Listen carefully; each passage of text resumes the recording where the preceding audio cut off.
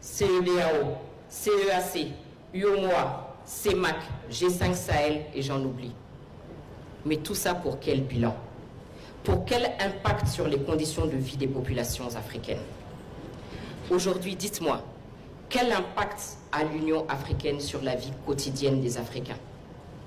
À quoi sert-elle l'Union africaine au-delà du symbole?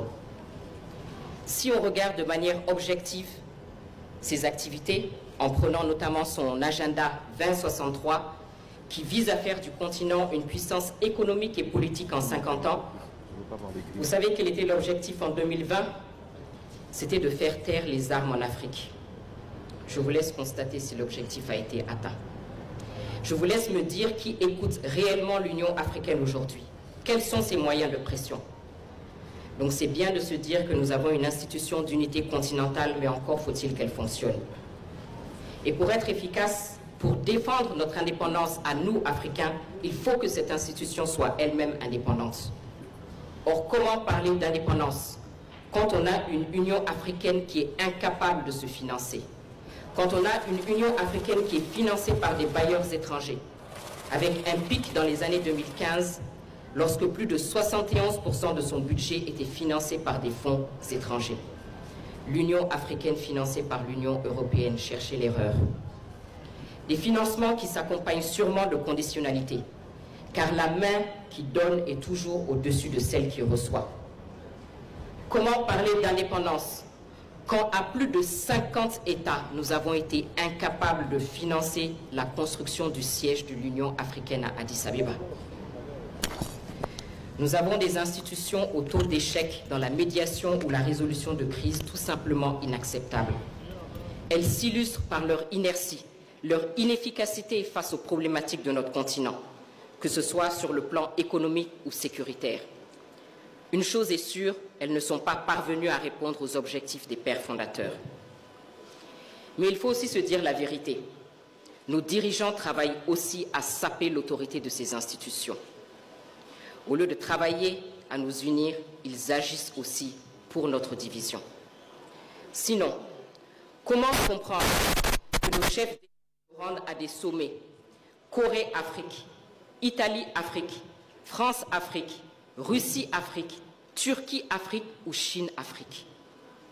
Parlons justement du dernier sommet Chine-Afrique. Figurez-vous que malgré le déplacement massif de nos chefs d'État, vous savez ce que le président chinois nous a promis? 50 milliards de dollars sur les 3 prochaines années pour les États africains, soit moins d'1 milliard par pays sur 3 ans. Tout ça pour ça. Comment pouvons-nous accepter qu'un État puisse convoquer tout un continent? Pourquoi nous n'avons pas des institutions régionales ou continentales crédibles, capables de nous représenter? Même chose lorsque nos dirigeants vont voir les fameux partenaires techniques et financiers, les fameux bailleurs de fonds. Ils y vont ici aussi en rang dispersé. Tel pays veut 2 routes, l'autre 3 hôpitaux et le dernier un pont. N'est-on pas capable de monter des projets structurants à l'échelle panafricaine et les mettre sur la table? Ne peut-on pas voir les choses en grand et ensemble? Est-ce que nous manquons d'ambition à ce point, nous, Africains? Sur le plan géopolitique, nous n'avons pas été capables de nous battre en front uni contre notre absence au Conseil de sécurité des Nations Unies. Nous sommes tellement désunis qu'on nous a proposé, à l'échelle de notre continent entier, un simple siège, et encore sans droit de veto. C'est inacceptable. Si l'ONU survit, c'est à vous, jeunes, de vous battre pour que l'Afrique y occupe sa véritable place. Toutes ces situations que je viens d'évoquer me font penser à une citation de Julius Nyerere qui disait que l'Afrique ne sera respectée que si elle se respecte elle-même. Nous devons travailler à l'unification de notre continent. Ce n'est pas une option si nous voulons peser. Chers étudiants, nous sommes en terre africaine du Congo, terre de Patrice Lumumba. L'illustre Patrice Lumumba persuadé que l'Afrique écrira sa propre histoire, une histoire de gloire et de dignité. Nous avons et vous avez la mission de travailler de manière acharnée pour que cela devienne réalité, parce que c'est possible. Comment? En appliquant plusieurs principes. Tout d'abord, en nous unissant sur les principes d'indépendance, d'intérêts communs et de synergie économique. Indépendance tout d'abord parce que, comme je le disais, la main qui donne est au-dessus de celle qui reçoit. Nous ne devons plus tendre la main, nous ne devons plus demander, nous devons créer. Nous devons créer les moyens de financer nous-mêmes nos institutions régionales et continentales. C'est seulement à ce prix que nous pourrons mener nos politiques propres dans l'intérêt de nos peuples. Ensuite, intérêt commun. Jusque-là, nous nous unissions sur la base de la proximité géographique. Ça n'a pas fonctionné, ça ne fonctionne pas. Il faut changer. De manière très pragmatique, il faut désormais que nous nous unissions sur la base d'intérêts communs, d'une vision commune, d'objectifs communs.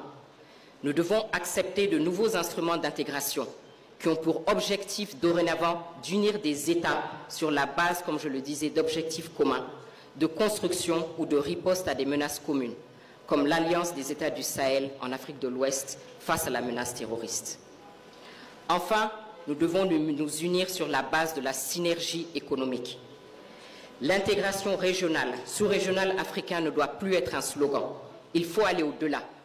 L'intégration doit être concrète pour nos peuples. Elle doit se traduire par des réalisations tangibles qui changent leur quotidien. Fini les institutions bureaucratiques lourdes, budgétivores. Nous devons faire place maintenant à l'action concrète. Comment? Par une synergie, par des pôles économiques intégrés, par des infrastructures, des routes communes qui vont renforcer les liens entre les populations, de grands groupes panafricains sur plusieurs États. Lorsque nous regardons en Asie l'ASEAN ou encore les BRICS, ils avancent sur la base d'intérêts communs. Nous devons nous aussi privilégier ce modèle. La situation, chers étudiants de notre continent, n'est pas une fatalité, mais un seul mot d'ordre à respecter, la prise de conscience, le travail et l'unité. Vous êtes aujourd'hui une jeunesse affranchie du poids de l'histoire. Vous êtes conscient de votre plein potentiel. Et comme vous le savez, chaque génération doit affronter sa mission. Vous avez aujourd'hui toutes les cartes pour remplir la vôtre.